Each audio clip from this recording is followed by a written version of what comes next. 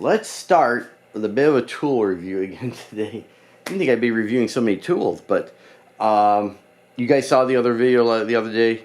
My nail gun started to die. It's a 20-year-old, 15-year-old, 20-year-old, 25, whatever it is. It had to be at least 20. Anyhow, nail gun, bought it from Home Depot, rigid, early version of it. It was working, but I probably only ran a couple hundred nails through it before this job. Now I've run a couple thousand. Of course, the thing stopped working. The driver pin will not come back up every so often. Hopefully it's minor. Don't know. Lifetime warranty supposedly on them. I remember registering for it, so I'm going to try sending it back. Problem is, if you send it back, it's anywhere from 4 to 8 weeks. I'm in the middle of building a job. I need a new nail gun right now. Called around everybody yesterday, tried to find one. I normally do weeks of homework before I buy a major tool. Sure. There's only a couple people that have a few things in stock, and the ones they had in stock, like I wanted to buy the better version of the particular guy I bought, but they didn't have one with a depth stop in stock and different things like that. People had some cheaper versions that went around in circles. I didn't know which was the best brand. I tried just going by the ratings on there. I did a little bit of homework on the web quickly, finding the ones that got the best ratings. This is the Metabo that I've ended up picking up. I actually ended up calling the factory even because they had 2 different models. And I was talking to the... I called the factory. They gave me the customer service. The customer service ended up giving me the repair people. The repair people actually gave me the tech guy who actually does the repairs. So it was actually interesting. So I got to talk to him and said, hey, what do you do the least repairs on? What's the best gun? Man, nice, clean, shiny. What more can you want? Looks good. That was important to me. It's got a depth adjustment. It is light. Looks nice. It's already got the nib installed. It'll take anywhere from 2-inch to 3.5-inch nails. It'll take anything that I'm going to take. We'll try it.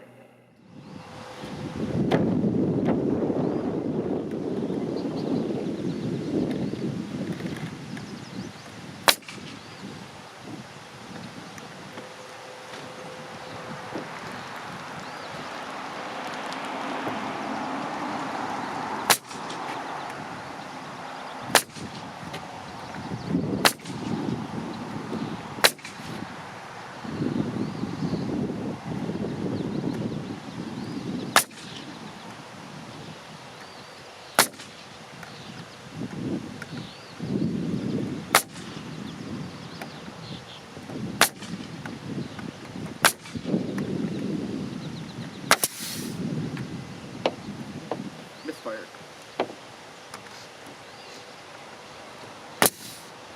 Misfire. Coming back. Ah!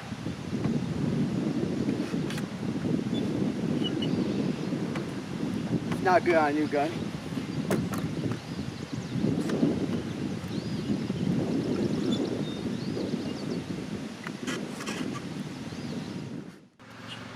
Hello everyone. I'm going to do a short review of what I did this week. It was kind of one of those catch-up weeks. I didn't get a lot done, but had a lot of little stuff to do.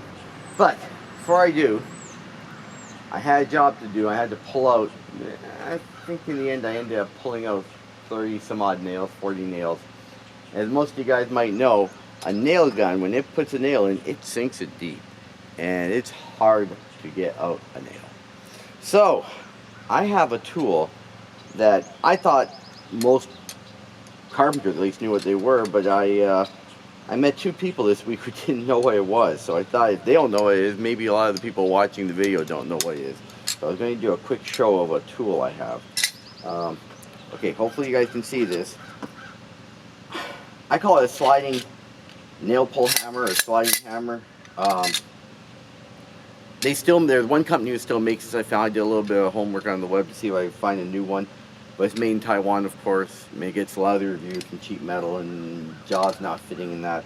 I believe this one's probably 1920, maybe even a little earlier, but somewhere right in there.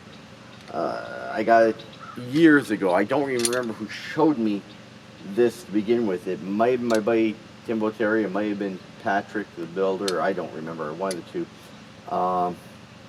This one's used. It's been well used. The jaws are a little rough on this one even, but it's a great device for pulling nails that are set deep. Handle slides on the bar. Movable jaws. The jaws are hardened. See if I can get it to work. It's sometimes a little fussy, but you know, these nails are sunk deep. They're below the surface. So you put it down.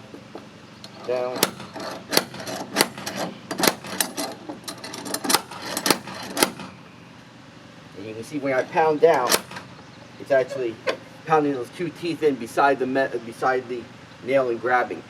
You can even pull a nail out that the head's broken off, because it's actually grabbing the body of it. When you pull up, it actually grabs tight. Yeah. Let's see.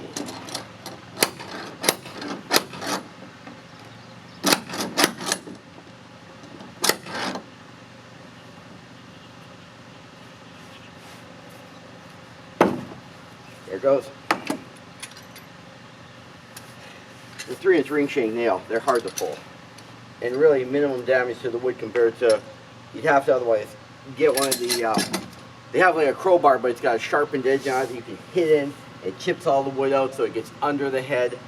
There's a few other ways of doing it, but this tool is priceless when you're doing stuff like this. Like I said, it'll even grab it with if it has no head on it.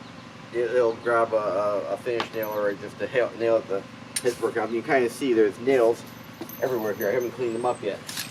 And I pulled these all out with this. And best tool in the world for something like this. So thought I'd show you guys. Old, 100 years old. I mean, you think of a tool 100 years old and I'm still using it and still working fantastic. I wish everything was built that well. Good old, this is a Bridgeport Hardware Manufacturing Company. Number 20 Bridgeport, made in the USA. But they still made good solid equipment. Anyhow, just want to show you guys that. Alright? I'll just reposition my camera and that and do a quick little review of what went on this week, because it doesn't look like I did much, but I was out here every day, and I was out here last night till I don't know what time with the lights and everything else finish up. But anyhow, I'll get into that in a minute. So talk to you guys shortly. Bye bye. Alright guys, we are back. This is going to just be a short review this week. It's one of those weeks that was a catch-up week. Yeah, I know people sometimes look at me and go, geez, you got 5 pieces of wall up last week. This week, it looks like you did nothing. Well, okay, you get weeks that things just take time to play catch-up, and there's a million little jobs that go on behind that some people don't see that just take time. That just things that have to get done. And they're little piddly jobs, but hey, sometimes those take the most time, and it doesn't look like you did anything. But let me fill you in with what we played with all week. First off, the wall on the right-hand side there that tees into the back wall. When we put up this whole wall, when we put up that wall, it was just squared with a level. All they did was put a level on it, squared it. It was close, really close. For most people, it would have been wonderful. They were using 6-foot level. It was within the bubbles. Problem. When I do my 3-piece roof rafter, that dimension between the outside wall and that wall must be exact. It's same with the next wall and same with the end of the building, because my roof rafters are going to fit a certain way, and they have to fit on those 2 walls. And if it doesn't, if it's a little bit a little small, it will not fit correctly. Looks like it was close. Nobody ever seen the difference, but to me, because I'm fitting that later, that roof rafter, it had to be pretty darned exact. I didn't even care if they're both skewed a little bit, but they have to be exact measurement between them. So I took out 30 some odd nails, and I showed you my little nail puller, and I'm not big on ladders to begin with. I mean, you're bouncing away on there, and now you're pulling with all your weight on a nail, and the moment it breaks loose, you feel yourself just going off. But I did it. Got them all up. Moved the wall to where it needed to be and put it back in. Great, so that was done. Let's see if I can zoom in maybe and just show you guys even. Yeah, you can actually see maybe that the distance all the way along now is about the same on the back where it tees in. And before, you could just see it wasn't even right. So, yeah, got that. Then I noticed there was a bump between the two 16-foot sections of walls. It turned out we didn't pull the wall down tight against the sill. Just at the end, the bottom sill had just bananaed up a little bit. Half an inch, maybe a little more. So, I just wasn't happy with it. Again, probably would not make a difference, but to me it did. So I pulled all the nails out of that, and that's where the double studs are. And again, 30 some odd nail there, and I brought down the stud on the bottom because there was a great big gap when the plate from the wall didn't touch the mud sill. So I straightened that one out, pulled it down, re-nailed it. That's right now. Good. Next, headers. I should have taken a picture before, but there were these headers here were not nailed in on this side. They were nailed, just a couple nails on the bottom, weren't nailed on the top. And we had talked about them. We'll just make sure we do them later. Well, that's great, except they warped a bit. And I'm sure the foam inside was maybe a hair wider than it should have been, some other things, who knows. But it wasn't an exact measurement. And with the top pulled out, it took everything I had. I spent an hour plus on every one pulling them in. And you wouldn't think it, you'd go, styrofoam behind, who cares? How much pressure can styrofoam exert? You'll just crush. No, not really. Styrofoam, this whole floor has styrofoam under it. You go, wow, styrofoam pulling this much concrete up. But you got to think of it this way. Styrofoam, general styrofoam, just expanded, the blue stuff or pink stuff, holds 15 psi, 15 pounds per square inch. So it's a little 1 inch by 1 inch holds 15 pounds. All right. So if you think of 10 inches by 10 inches, you multiply that now by 15. Well, 10 times 10 is 100. So 100 times 15 is 1,500 pounds. And you think that's 30 some odd inches across. So even if you use 30 for a number, now that's 4,500 pounds of force it would take to compress that. A lot of force. It takes incredible amount. Anyway, so that took everything I had. I mean, I was using clamps, crowbars. I made a little jig and tried to pull it up, and I did. I compressed it in, got it straight. So those are nailed in. Done. Needed a lot of little blocking. When we put these walls together, you guys may remember from way back on the other videos that we were having problems getting the walls to go up and have a matching piece between that would allow it to have the two plates to touch. And they didn't. So I needed to cut all little blocks that goes between them wherever the walls met, and climb up wires and put those all in. So I did it there, I did it in the back where the walls met, again same way. So I had continuous blocking all the way across. Got that one done. Let's see, let's go outside. I'll just hopefully not get you guys dizzy while I'm carrying my camera around. Musical interlude. Da, da, da, da, da, da, da, da, da, da, da. I would sing for you guys, but probably hurt your ears. All right, outside. Now, here we did two things. One, we had to nail the bottom of every sheet. If you guys might remember me talking about it, the sheets were not nailed because I was afraid that the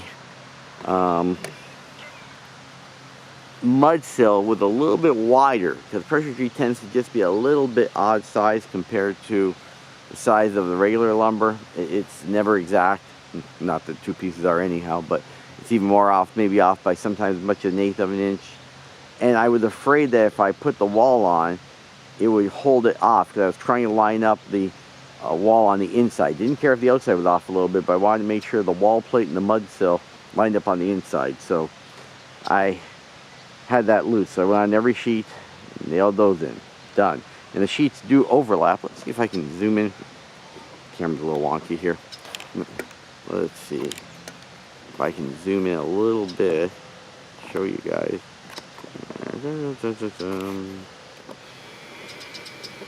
There it goes. You may see now, I was really particular about this. The OSB on the outside, whoops, the OSB on the outside does not touch the ground, but it does go over the plate, the mud sill.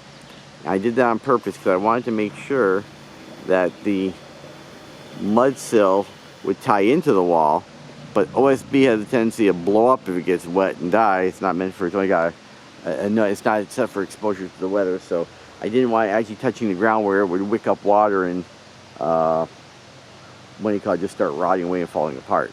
So got that all done. Great. Then I noticed some of the OSB, and this was another kind of one of those decisions you have to make at times, which you hate to make. Again, I'm driven by money. I wish I had all the money in the world. I don't. So I would love to have used plywood on the outside, real plywood. Plywood withstands weather better than OSB, there's no question. But real plywood was 20 some odd dollars a sheet more times several hundred sheets. Just really going to cut into the budget. So I used OSB. And I had actually talked to a couple of builders, and I talked to even the manufacturer. Everybody said, hey, listen, let's be honest. Houses get built all the time. They get wet. You know, you'll get wet a few times when, you know, we may be 2 months out in the weather or something like that. Sure, it's not good for the OSB, but your house doesn't fall apart. Everybody does this. All right, fine. Problem, I am a slow builder, as you guys know. This is going to take forever. And now I'm worried that the OSB is going to be outside too long and it's not covered. Once we get covered with Tyvek or covered with something, whatever, the roof on, it'll be fine. But for now, it's exposed.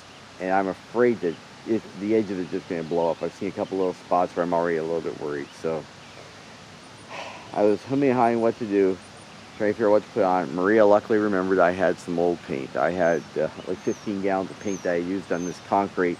I painted all this concrete back a couple of years ago and the paint peeled on the whole thing. So I said, fine, just gave up on it. In fact, I gotta go back and clean all the rest of this left on. There's not much left, you can see when you look at the concrete, but that was 3 coats of paint on that concrete at one time just a couple of years ago.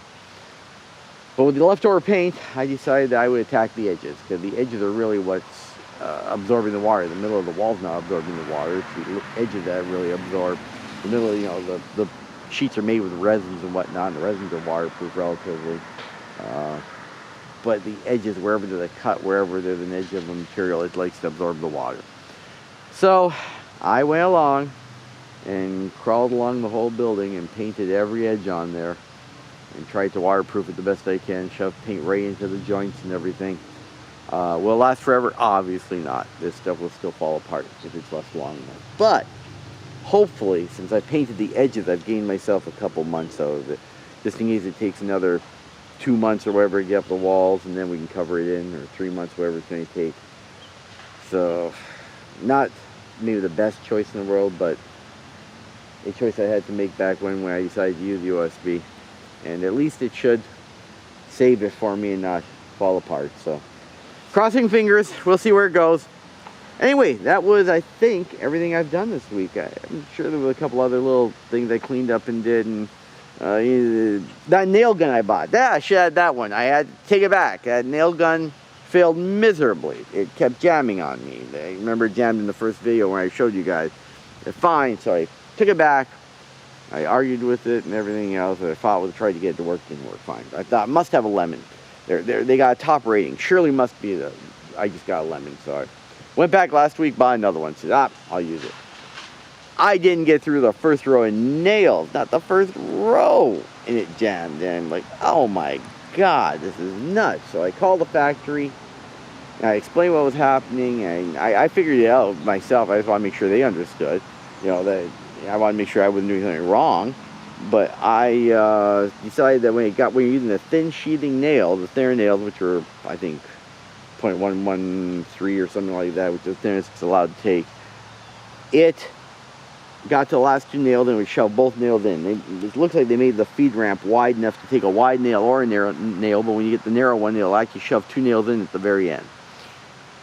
So I called the guy that I talked to him about, and they go, oh yeah, that's kind of a known issue. You know, it just jams once in a while because of that. And I said, well, that's wonderful, but when you're on a ladder and you're holding up a sheet and you're trying to get the darn thing in, you know, nailed into it, and all of a sudden you're jammed and you're fighting with it and you're cursing it, and now you gotta stop and come off the ladder and clear a jam. That's not a wonderful thing, especially when you pay a couple $100 for a tool. So fine, I've got the second one there. I'm gonna try taking it back again today. I'll see. I don't know what I'm gonna buy for another one. They all have issues. I don't see one that's perfect. You know, they've got a, quote, their professional standard model, their bigger model. I don't mind buying it. I don't mind paying extra $100, but even it's got some issues. They said it's got a few little things that people aren't happy with. I was looking at reviews, and Milwaukee got a great review, and I said, great, I'll run down by that one. And then I read the reviews just a little deeper into them, and the one guy goes, don't buy this if you can't get parts for it. Called up the service place, checked. Sure enough, some of the main parts are available, but some of the parts aren't. I mean, if you can't get parts for a gun that's currently being produced, what are you going to do 5 years from now? Just insanity. I don't understand the crap they produce anymore. Excuse my language. I'm just, come on. This is just nuts. It's bad the RV when you call it, couldn't get brake parts for it. You gotta be kidding me. Who stopped making parts for, you know, a truck frame? Jesus.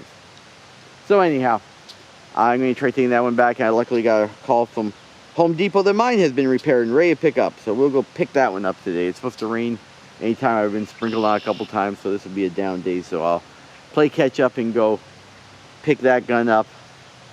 I checked the day with 2007, but it had a lifetime warranty. I'm not sure what went wrong with it, but they say they fixed it, and that is wonderful. So I will go pick that one up, and that one does take big nails and small nails. I've never even had to jam it the whole time I've had it since 2007. I haven't shot a million nails through it, but I've never had to jam it. And I think it's because they did stuff like put a adjustable feed on it. You can actually have to turn a dial when you have narrow nails or thick nails on it, thin or thick nails. So maybe that's why it's a little more complicated, but it actually works. So we'll see.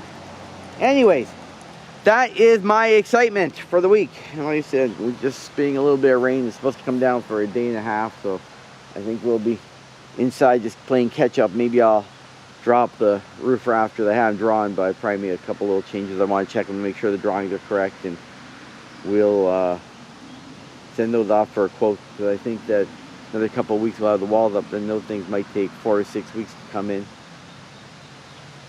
I gotta get that done. And I'm still not sure about the floor trusses. I, gave myself 2 options. I could either use wood eyes and go across them, or I could use an actual truss. I was going to price it both ways. The way lumber is going, I don't know which will be cheaper, but one of the 16 inches high, either one will work. So I'll get that done too. Always something. A little catch up here, a little catch up there. Anyway, guys, I hope everybody had a great week, and we'll see if next week we can maybe start pushing a little bit more, go back to building walls and that. You guys all have yourselves a great day. Hey, thanks for watching. Again, if you like this video, please check out the like button below it. And if you want to share with anybody, the more the merrier. Show everybody what we're up to. All right? Have a good one. Hey, thanks so much again. Bye-bye.